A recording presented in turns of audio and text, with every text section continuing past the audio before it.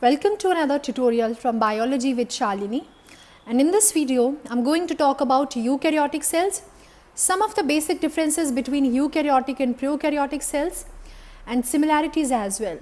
So if I talk about the prefix and suffix of eukaryotic, then eu means true, karyon means kernel or nucleus. So eukaryotic cells are those cells which have a membrane bound nucleus or which have a nucleus. Okay. These also have membrane bound internal organelles like mitochondria, chloroplast, lysosomes, endoplasmic reticulum, Golgi apparatus, vacuoles. Now, what is this membrane bound organelle, membrane bound nucleus? What does it mean actually? So, suppose it is an organelle, it has a membrane on it, okay? So, this membrane will act as a barrier and it will allow movement of specific molecules into or out of the organelle. So, this is the meaning of membrane bound, membrane से covered organelle, membrane से covered nucleus. Now, question arises, we know that eukaryotic cells are complex. Why they are complex? These are complex because of the presence of membrane bound organelles, membrane bound nucleus, histones, etc. Also, eukaryotic cells are larger in size. If we compare them to prokaryotes, we will come to know that eukaryotic cells size ranges from 10 to 100 micrometer, whereas prokaryotic cells में 0.5 से 5 micrometer तक size उनका vary करता है. So, eukaryotic cells are much larger than prokaryotes. They have evolved from prokaryotes. Eukaryotic cells has plasma membrane, but cell wall is present in plant cell only, and animal cell has no cell wall at all. Let's take a look at the structure of a typical animal cell and typical plant cell. So, both show the presence of nucleus, nucleolus, Golgi apparatus, mitochondria, smooth endoplasmic reticulum, peroxisomes. In case of animal cell, cilium, lysosome, they are present. Now, what is this cilium? The plural is cilia. Cilium is minute hair-like projections, minute eyelash-like structure, identical in structure to flagella of prokaryotes, and these cilium lines the surface of certain cells and beat in rhythmic waves. Okay, what does it do? It helps in locomotion of certain protozoans, ciliary protozoans, and it also helps in movement of liquids along internal epithelial tissue in animals, like they are present in respiratory tissue, they are present in reproductive organs also. If I draw the diagram of reproductive organ, it is something like this. Female reproductive organ it is. Here, cilia will be present along the track. The sperm will move with the help of the movement of cilia. Ova will also move with the help of this ciliary movements. Okay. So, this is the main function of cilium, that it helps in movement of liquid or sperm or ova, and it also help in clearing the respiratory tract. This I will cover under developmental biology, where I will be making notes on animal physiology. आपका ये सारा topic उसमें cover हो जाएगा. Now coming to nucleus. Nucleus is a membrane bound. It is bounded by two membranes, the inner membrane and outer membrane. These two membranes fuse together at the nuclear pores, through which messenger RNA, proteins, ribosome, etc. can move between the nucleus and the cytosol. I'm sorry, यहाँ पे आपको nuclear pores वगैरह नहीं दिखेंगे, because detail में मैं आपको nucleus में cell biology के chapter में बताऊंगी. So अभी के लिए हम इतना समझ सकते हैं that if we call nucleus brain of the cell, nucleolus is the brain of the nucleus. Okay. Nucleus, eukaryotes usually have a single nucleus, but a few cells such as RBC, they have no nuclei, and few other cells like human skeletal muscles, they have many. Now nucleus is best known as site of ribosome biogenesis.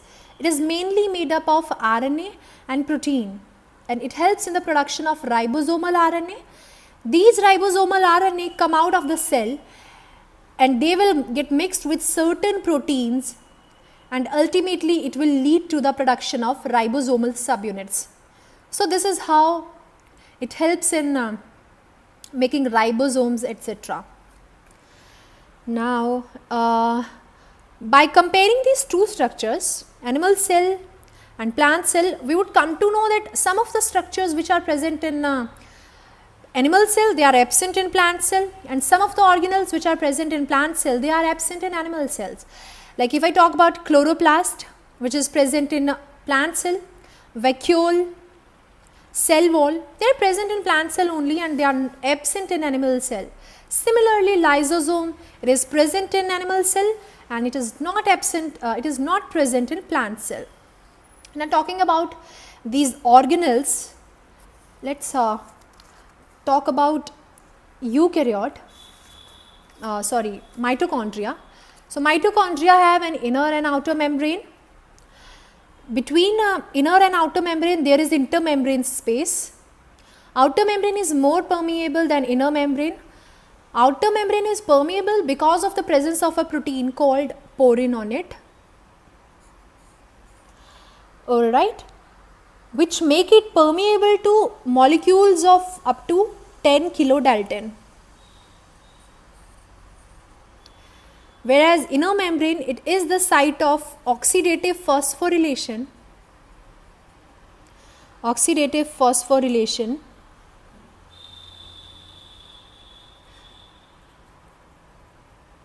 And electron transport. I am sorry, it is not clearly visible. This is oxidative phosphorylation and electron transport.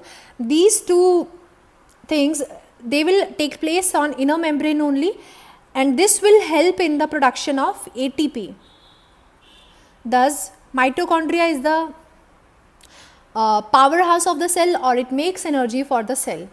Now chloroplast is present in plant cell. It helps in photosynthesis, and we know that photosynthesis is a process in which plant, they make food with the help of sunlight, and it is absent in animal cell. Lysosomes present in animal cells, single membraned structure. Mitochondria, chloroplast, endoplasmic reticulum, they all are double membraned structure.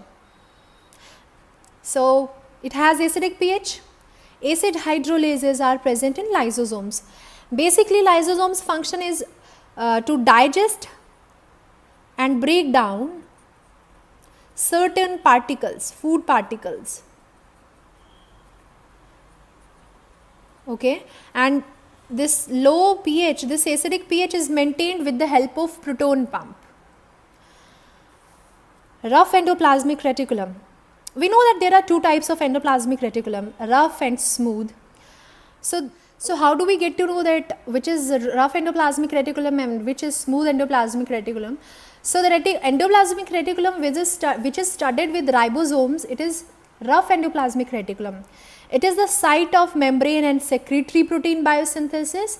Post-translational modification also take place in rough endoplasmic reticulum. Smooth endoplasmic reticulum is the site of phospholipid biosynthesis. Detoxification of toxic compounds also take place in smooth endoplasmic reticulum. Golgi apparatus. Golgi apparatus, यहाँ पर proteins का sorting, packaging और distribution होता है around the cell. Now Golgi apparatus, it is we can say, if I want to draw the diagram, I will make it something like this.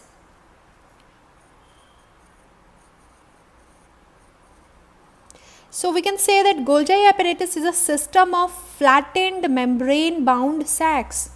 Okay.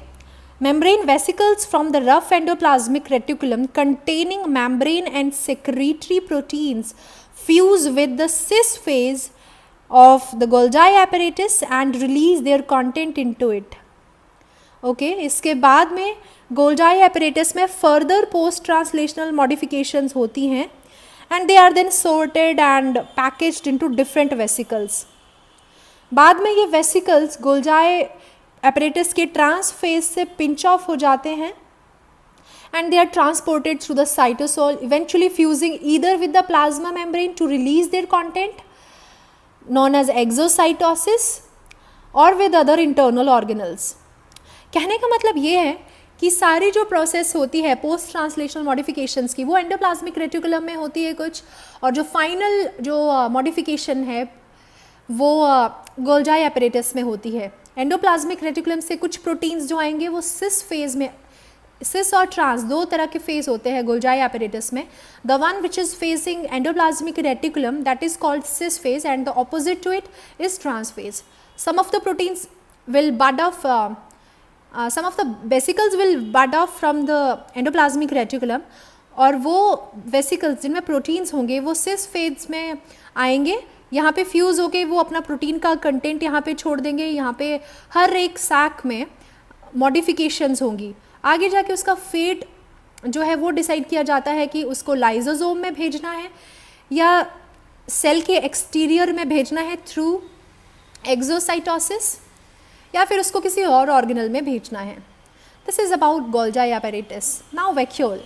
Vacuole store nutrients and waste products, nutrients as in sucrose, ions etcetera, and waste products are mainly nitrogen containing compounds. Vacuoles also has acidic pH like lysosomes, and this acidic pH is also maintained with the help of proton pump. It also has degradative enzymes and creates turgor inside the cell, which is maintained by the mechanical resistance of the cell wall. Now talking about plant cell wall, it imparts strength and rigidity to the cell. It is built primarily of cellulose in plants and chitin in fungi. Peroxisomes, these are single membrane structure and degrade fatty acids and amino acids. ये process जब होता है तो इनमें एक by product जो बनता है which is hydrogen peroxide and it is highly toxic to the cell. So to get rid of this highly toxic compound, peroxisome have an enzyme which is called as catalase. This catalase will convert hydrogen peroxide into harmless water and oxygen. तो nature ने सबको उनका एक alternative way दिया हुआ है कि वो अपने डिफेंस में अपनी चीज़ को बचाने के लिए क्या कर सकते हैं. जैसे पेरोक्सिसोम के केस में कैटालेज है. Now let's talk about some of the similarities between prokaryotes and eukaryotes. I'm sorry about these minor cuts, sorry, don't mind them. So prokaryote and eukaryotes both have plasma membrane, both have DNA. In case of eukaryotes, DNA is housed in nucleus, whereas in prokaryotes it lies in cytoplasm. Both have cytoplasm and ribosomes. Difference between prokaryotic and eukaryotic cells. Prokaryotic cells are relatively simple. Size ranges from 0.5 to 5 micrometer. Eukaryotic cells are complex, large cells. Size ranges from 10 to 100 micrometer. And as I have told you earlier that this small size is actually a plus point for prokaryotes because they will take less time to reproduce as their life cycle is also very short. Cell wall is present in prokaryotes. No cell wall in vertebrates but in plants. In case of eukaryotes, prokaryotic cell has got no membrane bound organelles while they are present in eukaryotic cells. Membrane bound nucleus is absent in prokaryotic cells. It is present in eukaryotic cells. Nucleolus is absent in prokaryotic cells. A nucleolus rich in RNA and protein is present in eukaryotic cells. Cell division by binary fission, and in eukaryotic cells, somatic cells undergo mitosis and reproductive cells or germ cells, they undergo meiosis. I will complete the type of divisions under cell biology, so don't worry about it.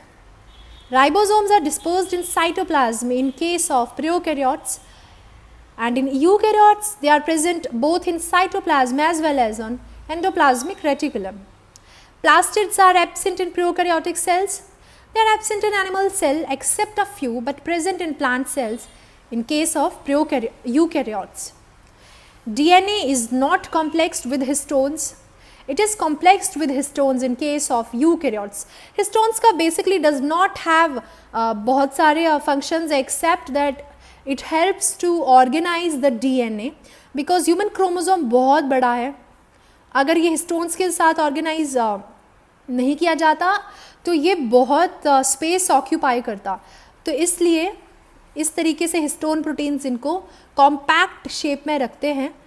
इस तरीके से हमारा DNA जो है वो organised तरीके से रहता है with in this chromosome. Ribosomes are 70s in case of prokaryotic cells.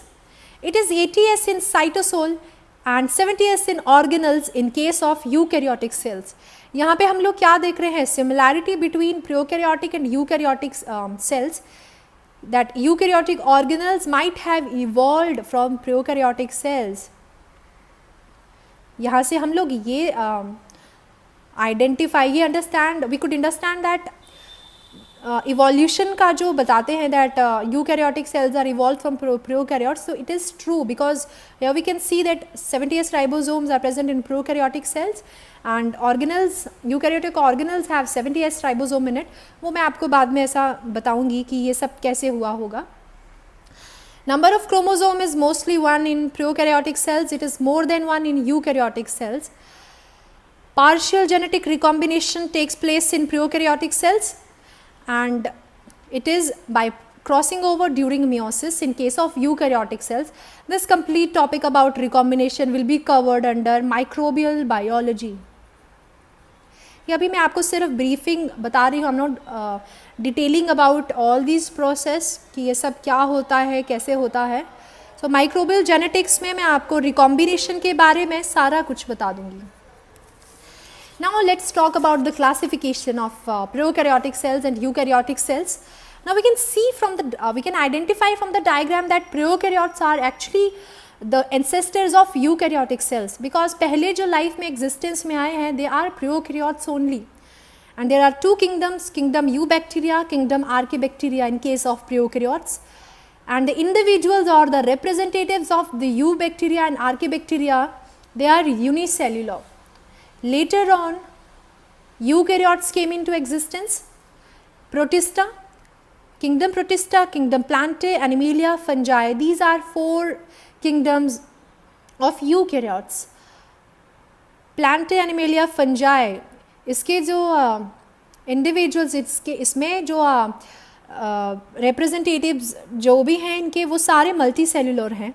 While in case of Protista, they can be unicellular and multicellular also. And prokaryotes are unicellular only because of as I have told you in my previous lecture that उनका जो function है वो बहुत basic level पे होता है. They are not complex at all. They cannot function, they cannot communicate between the cells. So in nature you will never find a multicellular prokaryote ever.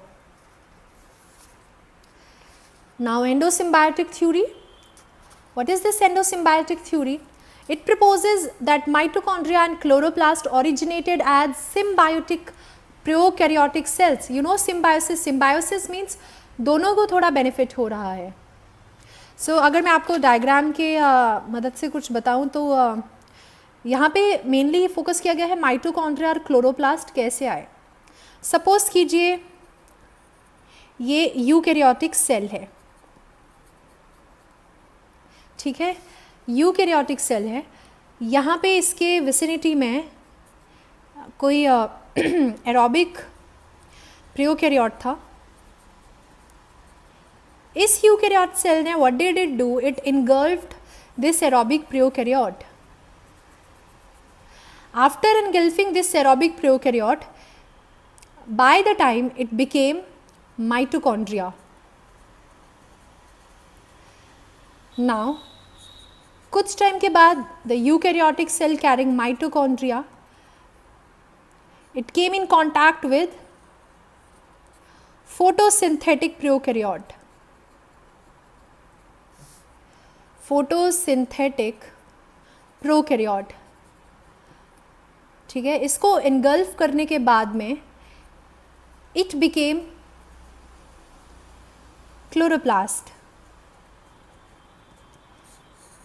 So we can say that mitochondria and chloroplast likely evolved from engulfed prokaryotes that once lived as independent organism, because engulf होने से पहले ये लोग freely अपना nature में रह रहे थे. So this is all about endosymbiotic theory. Now prokaryotic cells and eukaryotic organelles have similarities, as I've told you earlier that 70S ribosome is present in prokaryotic cells and same 70S ribosome is in eukaryotic organelles. Both have double stranded circular DNA. No histone is present in prokaryotic cells and eukaryotic organelles. Growth is by binary fission and in prokaryotic cells and in eukaryotic organelles also. So यहाँ पे हम लोग ये कह सकते हैं that prokaryotes gave rise to eukaryotes by the process of evolution, as we have seen in endosymbiotic theory that how mitochondria and chloroplast came into existence or they originated. So I hope that what I wanted to make you understand, I have succeeded in it. And if you liked my video, please like my video and subscribe to channel. और आगे भी मैं molecular biology, cell biology पर videos बनाऊंगी. So please keep watching. Thank you so much.